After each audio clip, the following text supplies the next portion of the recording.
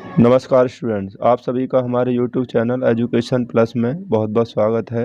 और आज की इस वीडियो में हम पग विचलन विधि द्वारा समांतर माध्य ज्ञात करना सीखेंगे। देखिए, पग विचलन विधि का दूसरा नाम लघुत्तर विधि भी है। इसको हम इंग्लिश में स्टेप डेविएशन मेथड कहते हैं। तो यहाँ पर जो हमें आंकड़े दिए हुए हैं वो एक वर्गीकृत आंकड़े हैं, यानी ये सभी वर्ग के रूप में दिए हुए हैं और ये इनकी बारंबारताएँ हैं। तो समांतर माध्य ज्ञात करने के लिए पहले हम क्या ज्ञात करेंगे, इनका मध्यमान ज्ञात करेंगे। मध्यमान वर्गीकृत आंकड़ों में जिसको हम बोलते हैं मध्यमान को x द्वारा प्रदर्शित करेंगे।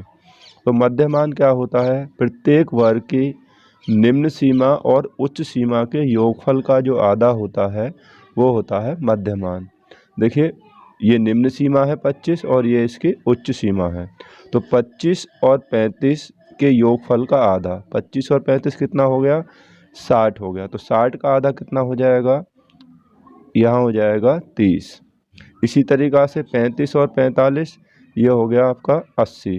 80 का जो हाफ होगा वो होगा 40।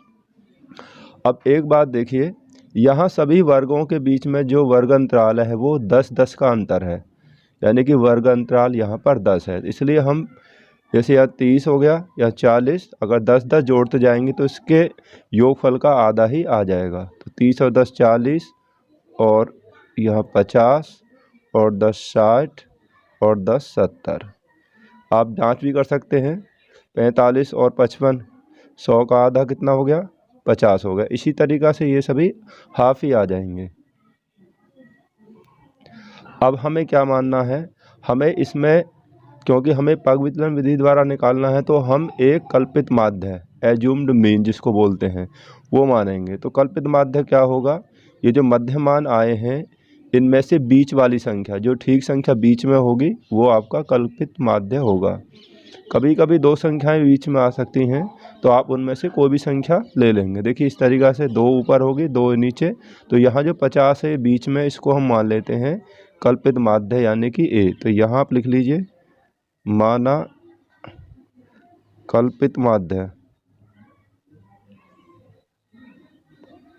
कल्पित माध्य ए बराबर हमने ले लिया 50 यहाँ पे। तो कल्पित माध्य बीच वाली संख्या होगी। अगर दो संख्या बीच में आती है तो आप उनमें से कोई सी भी संख्या ले सकते हैं, तो आंसर फिर भी ठीक आएगा। अब यहाँ पर हमें निकालना है विचलन। विचलन जिसको हम बोलते हैं डी, यानी कि डी मतलब डेविएशन। डी बराबर होता है x माइनस ए। x यानी कि मध्यमान से कल्पित माध्य का अंतर। d बराबर हो गया आपका x माइनस ए। अब x हमारे पास कितना है 50 और a x हमारे पास है यहाँ पर 30 है, 40 है, 50 है, 60 है और 70 जो मध्यमान है, और a आपका ये हो गया। तो 30 में से अगर हम 50 घटाएंगे, क्योंकि 30 कम है और ये 50 ज़्यादा है, तो पहले हमारे पास बचेंगे माइनस के। तो माइनस के 20 बचे, 40 में से 50 घटाएंगे, माइनस के 10 हो गया। तो 50 में से 50 घटाएंगे तो ये 0 हो गया। अब ये ज़्यादा हो गया, यानी कि अब बड़ी संख्या आ गई। 60 में से 50 घटाइए तो बचेगा हमारे पास 10 प्लस का बचेगा, और 70 में से 50 घटाएंगे तो बचेगा 20। ठीक है नहीं। जब ये संख्या छोटा था तो हमारे पास माइनस में आंसर आया, लेकिन अब ये बड़ी है तो अब यहाँ पर प्लस में हो गया। अब हमें इसमें क्या होगा, वर्गों के बीच में जो अंतर है वो 10 है, तो हम यहाँ पर करेंगे h बराबर 10। इसमें h की भी ज़रूरत पड़ती है, तो h हमारे पास हो गया 10 हो गया। अब यहाँ पर हमें निकालना पड़ेगा एक और है u। तो u बराबर क्या होता है, ये होता है d अपॉन h। u बराबर होगा d अपॉन h। अब d हमारे पास ये हो गए 20, 10, 0 वगैरह। अब h हमारे पास कितना है 10 है, तो 10 से भाग कर दीजिए। 20 को 10 से डिवाइड करेंगे तो माइनस के 2, 10 में देंगे तो माइनस के 1, 0 में करेंगे तो 0 हो गया, और 10 को 10 से डिवाइड करेंगे तो 1 हो गया, और 20 को 10 से डिवाइड करेंगे तो 2 हो गया। यानी कि जो हमने u निकाला है वो d अपॉन h, और h यहाँ पर वर्गों के बीच में जो अंतर है यहाँ पर 10 है, तो h भी आपका 10 हो जाएगा। अब एक और कॉलम हमारे पास जो आएगा वो होगा आपका f इंटू यू। एफ गुणा यू। अब एफ हमारी है बारंबारता, ये जो है ये बारंबारता है एफ, और यू हमने यहाँ पर निकाल लिया है। तो एफ गुणा यू निकाल लिए। 6 गुणा 2, ये आपको ध्यान से करना है।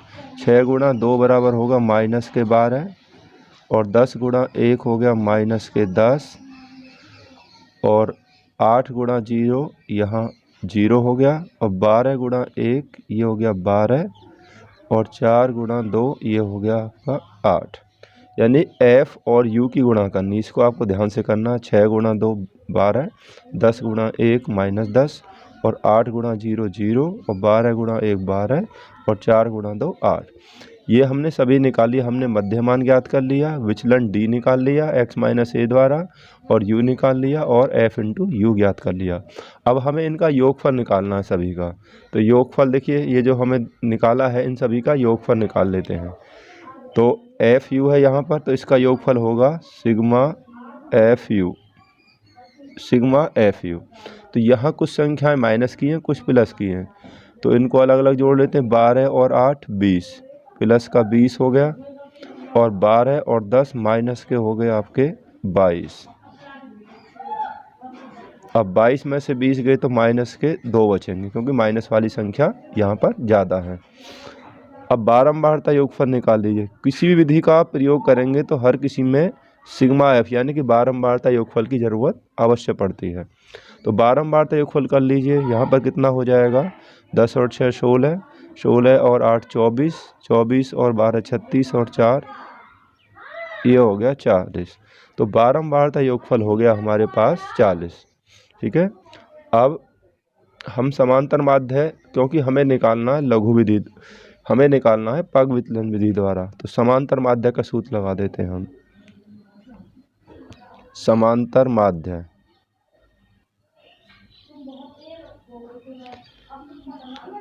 लघु विधि, यानी कि ये जो विधि है पग विचलन विधि, यानी जिसको हम बोलते हैं लघुत्तर विधि, इसके लिए सूत्र होता है a + सिग्मा एफ यू बटा सिग्मा एफ गुणा h। ये हमारा लघुत्तर विधि के लिए सूत्र होता है।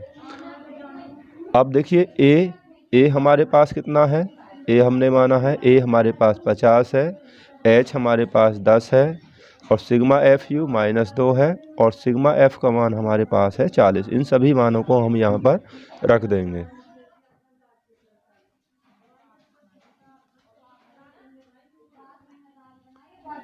तो a यानी कल्पित माध्य जो हमने माना था 50 प्लस सिग्मा एफ यू कितना है -2, और सिग्मा एफ कितना है 40 गुणा h वर्ग के बीच में जो अंतर है वो है आपका 10। 50 10 गुणा 2 करेंगे तो हो गया -20/40। तो हम इसे काट लेंगे, तो 20 एकम 20 और 20 दूनी 40। तो ये हो गया 50 - 1/2। तो 50 - 1 में 2 का भाग देंगे तो कितना हो जाएगा 0.5। 1 में अगर हम 2 से भाग देंगे तो 0.5 हो गया। अब 50 में से 0.5 आप माइनस कर दीजिए। तो आप कैसे माइनस करेंगे,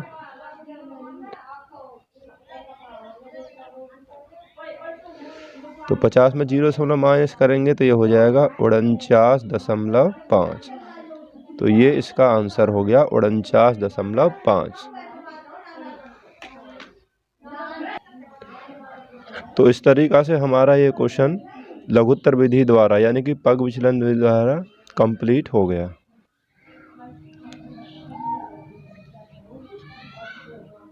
अब आपके लिए मैं ठीक एक ऐसा ही प्रश्न देता हूँ, और इस प्रश्न को हल करके मुझे आप ज़रूर कमेंट करें।